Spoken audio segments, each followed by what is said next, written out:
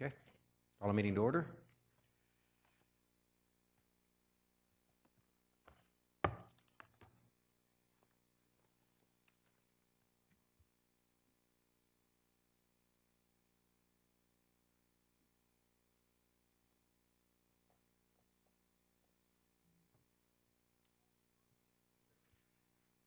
Thank you. Under our rules of order, we have to call the meeting to order within 15 minutes of its published time, so we did that. My apologies to our audience on behalf of council. We had some significant workload this afternoon and just finished our meeting a few minutes ago in the committee room, and so thank you very much for your patience. Good evening, everyone. My name is Mayor Richard Stewart. On behalf of City Council, I'd like to welcome you all this evening. This is a public hearing into the bylaws that will be introduced to you in a moment by the City Clerk. Council for the City of Coquitlam has given first reading to these bylaws and has directed that a public hearing be held. Staff from the City's Planning and Development Department will present a summary of the proposed bylaw. The floor will then be open to anyone in attendance that wishes to present his or her views on the proposed bylaw. Those that are pre-registered will be given the first opportunity to speak. I stress to you all that this is a public hearing. It's an opportunity for anyone who has a view on the proposed bylaw to make that view known to council members. Council members are here with an open mind and are here to listen to your input. No one has prejudged the outcome of these applications, but there are some rules that we establish at the beginning. It's not a question and answer period. It's not an opportunity to debate the merits of the proposed bylaw with either council members, staff, or those in attendance who might be opposed to your particular point of view. So we ask that each speaker restricts their comments to the proposed bylaw, that they be as brief and concise as possible. We ask speakers to respect a 5-minute time limit in order that everyone who wishes to speak is able to do so. You're able to speak more than once if you wish, but you have to get to the back of the line. We ask that the audience be respectful of each speaker and allow that speaker to make his or her point without interruption. Please refrain from clapping, from booing, from cheering during any of the presentations made this evening. As chair of this hearing, I reserve the right to conclude any presentation that doesn't relate to the bylaw, that becomes abusive, or that becomes repetitive of views that speaker has already made known to council members. Please note, if you wish to provide a written submission to be included in the public record of the meeting, you must hand in that submission to the clerk prior to the adjournment of that item. Please also note, council may not receive any additional information, written or verbal, after adjourning the public hearing and prior to consideration of the respective bylaws at a council meeting. Immediately following adjournment of the public hearing, a regular council meeting will convene in order that council can give consideration to a number of items on the public council meeting agenda, but also the item on the public hearing agenda. However, if during the public hearing council requests further information related to an item, consideration of that item will be deferred pending receipt of the requested information, and if any council member wishes to defer consideration for any other reason, we likewise typically acquiesce. I will now call on Mr. Gilbert to introduce the bylaw on tonight's agenda and Planning and Development staff to make a presentation. Thank you, Your Worship. Item 1 this evening is an application to amend the City of Coquitlam zoning bylaw in order to rezone the property at 937 Edgar Avenue from RS1 one-family residential to RT1 two-family residential. This is bylaw number 4675. Good evening, Mayor and Council. I'm Jonathan Jackson, Acting Supervisor, Development Planning, here to introduce zoning bylaw amendment number 4675-2016 at 937 Edgar Avenue. The site is zoned RS1, and the surrounding properties to the north, south, east, and west are also zoned RS1, although there is a number of RT1 zone properties elsewhere in the immediate surrounding neighborhood. The use designation for the site is neighborhood attached residential. If approved, the zoning bylaw amendment would facilitate a 2-lot subdivision under the RT1 two-family residential zone. And staff are recommending all final readings of zoning bylaw amendment number 4675-2016. Thank you.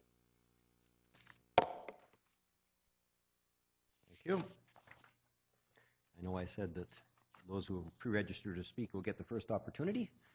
That having been finished now, we'll open the floor to anyone else who wishes to speak. Are there any speakers to this item? Any speakers to this item? The third and Councillor O'Neill on this item.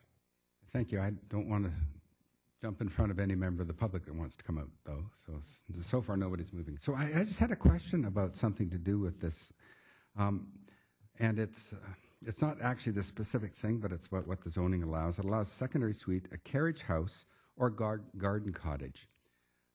If anybody's watching any of the home and garden networks or the construction do-it-yourself stuff or the home shows or talks to anybody who's around 30 years old these days, they're absolutely going gaga over the idea of tiny houses, tiny house living. And now the tiny houses that I see on TV are like tiny little, perfect little cottages, about 160 square feet, usually have a little loft in them. And they're often built with like a trailer. It doesn't look anything like a trailer or an RV. And then they're put in someplace permanently.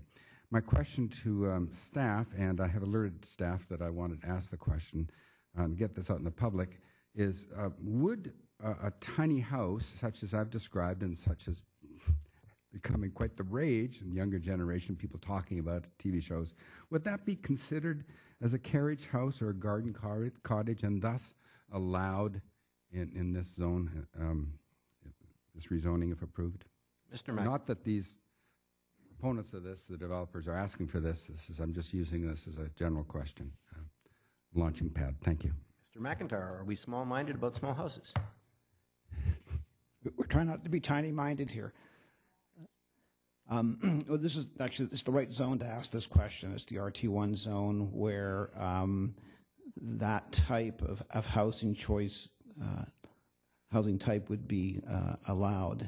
In the RT1 zone, obviously you have single family, secondary suite, or a carriage house, and that's typically accessed off a lane, parking underneath and a unit above, or a variation of that, a garden cottage. And these were all options brought in when the Housing Choices program was brought into place a number of years ago. With the tiny homes, the more direct response would be perhaps as long as it wasn't on wheels and it was attached to a permanent foundation. And that's the distinguishing characteristic between, say, a trailer. You might find an RV park, a mobile home, and a permanent residence. Staff have had discussions on occasion with builders and designers interested in looking at this. And so as I said, it's in the right zone. The RT1 zone would allow for that. There is no, I checked the bylaw on this, there is no minimum unit size for what a tiny home might be. The restrictions more around it'd have to be removed from any sort of chassis or wheeled system and placed on a permanent foundation. With that, of course, you'd obviously have to have the necessary servicing and utility connections, water, sewer, storm, and so on. So it is something that could be contemplated in the RT1 zone, but so far we have not received applications about that. Good, thank you. So even in those zones where we can allow up to 4 little garden cottages on a big lot, it could be 4 little tiny houses as long as they were off their chassis and wheels and put permanently there, as permanently as any house can be there, because we know that 100-year-old homes can be lifted up and moved. So that would be allowable. So there could be tiny homes here, tiny houses. Is that right? Your Worship, if I could, just to clarify on that point, where we've seen the applications where there's been up to 4 separate units on a lot, that's in a different zone, and those aren't considered to be carriage houses. Oh, okay.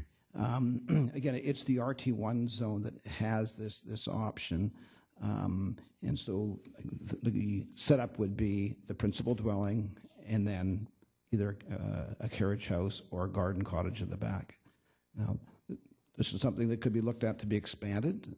I know when we took out the Housing Choices program some years ago, and some of the councillors, longstanding councillors, we may recall those discussions about how far do you roll out Housing Choices and in what form. And there was some pretty heated discussion, I recall, through the Austin Heights neighborhood plan, where we floated some ideas about, well, why not garden cottages and carriage houses in single-family areas, and there was some real concern was expressed about that. So it's been, up to this point, it's kept within the neighborhood attached residential area under the land use designation, and under that you have the different zoning choices, the RT1, which we have before us tonight, RT2 and RT3, which will allow for other forms of housing choice, housing types. Great, thank you very much. And just wanted to add that apparently there's a public forum on Let's Talk About Legalizing Tiny House Living in this Thursday in North Vancouver. So you can Google that, just tiny house living, and you'll find the details for that. Thank you very much. Thank you. This is one of the challenges that came up about 40 years ago, about the discussions about 1.5-story tall trailer-shaped houses, and the capacity of the building code to recognize them, the capacity of zoning to recognize them. There's no question of their popularity. We know in the Lower Mainland our challenge isn't a shortage of housing, it's a shortage of land, and land means density. In order to accommodate the people we will be accommodating in the next 25 years, we're going to have to be creative, and some of that, I think, is going to be on tiny houses. Probably multiple tiny houses on a property rather than taking up the secondary suite space in a property, or a secondary suite allowance with a 160 square feet. That probably isn't a direction that the market will move, but I certainly would love to see us contemplate that expansion into housing choices and into RT1. Good stuff. Councillor Marsden. Thank you.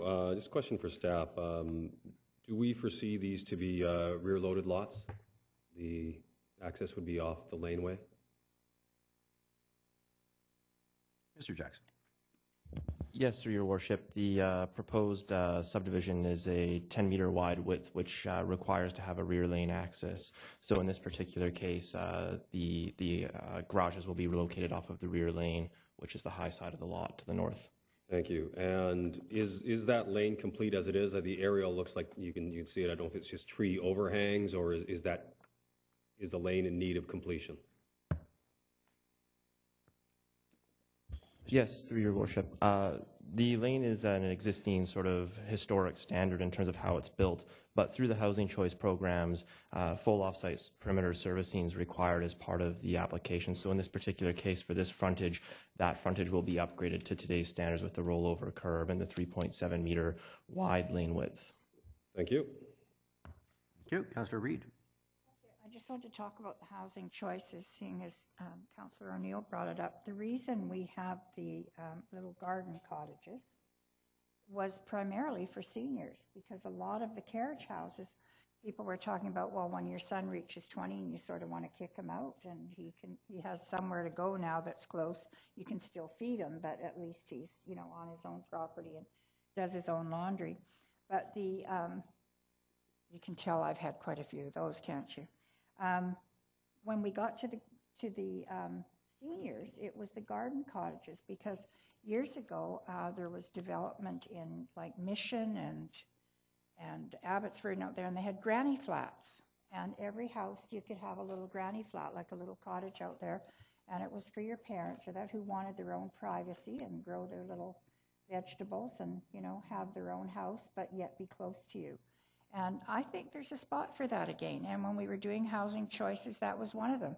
So if I were building these and putting them on the market, I'd sure like to find somebody that is looking for accommodation for their parents and build a little granny flat and off you go. My question for staff is, on top of all that, years ago we also talked about, when we started developing these lots in Millardville, if they build a carriage house or a granny flat on this, are we going to have Edgar Lane? We talked about having Edgar Avenue, and then we talked about you could have Edgar Lane or Stewart Avenue, Stewart Lane, so that the houses that were on the back would actually have their own address and postal delivery, et cetera, et cetera. Have we looked into any of that? Mr. McIntyre. Thanks, Your Worship, and through the chair. We are. I know that question has been raised recently, and that's one of the ones we have on our to-do list around both addressing and with the I think the housing choices study as well. But certainly through the addressing, I think there's some questions about that relative to green streets and so on. So we will look at that. Okay, thank you very much. I'm done. Thank you. Okay. Back to the public hearing part of this. Are there any other speakers to this item? Any other speakers? Third and final time, are there any other speakers? Seeing none, I'll declare this item and the public hearing closed.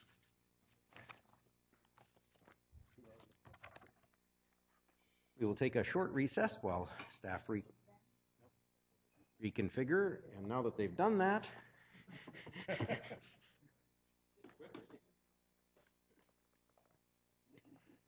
technology isn't agreeing with him right now.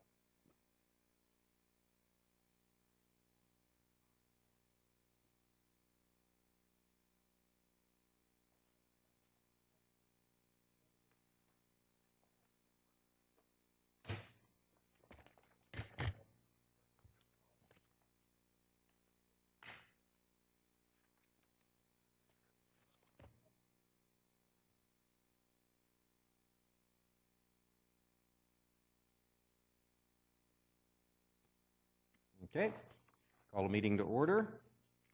Good evening, everyone. This is a public council meeting. Mr. Clerk. Thank you, Your Worship.